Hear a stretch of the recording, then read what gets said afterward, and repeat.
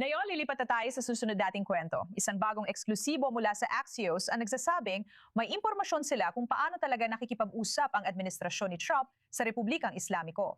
Ayon sa kanila, noong sinusubukan ng US na makipagnegosasyon sa Iran, hindi sigurado ang Washington kung ang mga tao kausap nila ay may kapangyarihang gumawa ng kasunduan.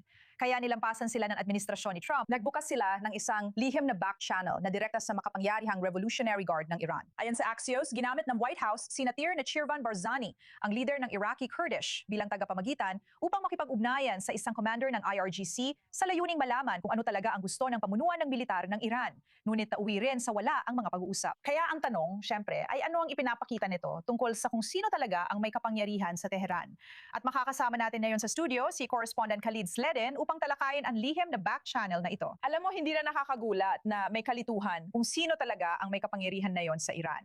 Pero gaano kakaiba para sa White House na lampasan ang mga opisyal na negosyador ng Iran at direktang makipag-ugnayan sa Revolutionary Guard? Sa totoo lang, based sa mga nakaraang insidente, hindi na ito kakaiba.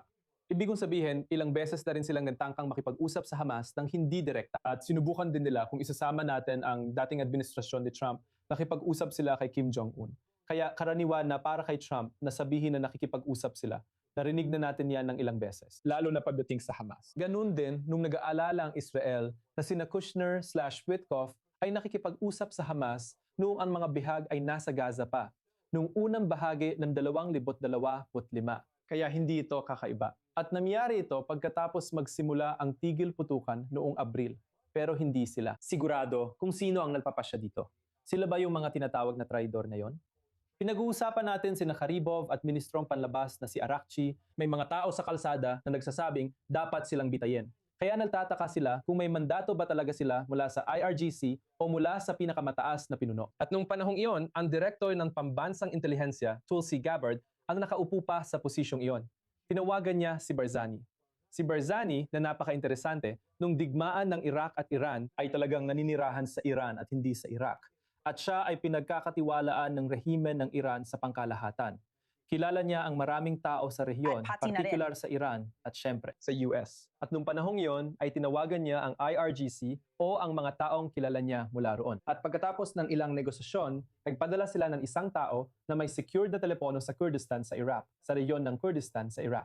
Gamit ang secured na teleponong iyon, nakipag-usap siya kay Vahidi, General Vahidi, na namumuno sa IRGC. At sinabi niya na oo, pinayagan namin ang mga pag-uusap na yon at gusto naming lutasin ang problemang ito sa pamamagitan ng negosasyon. Siyempre, gaya ng sinabi mo, hindi naging maayos ang negosasyon at nandito pa rin tayo sa ganitong sitwasyon. Oo, alam mo, nakita rin natin na gusto raw ng US na magkaroon ng lihim na pag-uusap sa Iraqi Kurdistan, pero natakot ang Iran na baka targetin ng Israeli intelligence ang mga opisyal nila doon. Ano kaya ang ipinapahiwatig nito tungkol sa mga alalahanin sa seguridad? Alam mo yon, na may kaugnayan sa anumang posibleng negosasyon ng US at Iran sa ngayon. Tama lang na mag-alala sila tungkol sa Iraqi Kurdistan.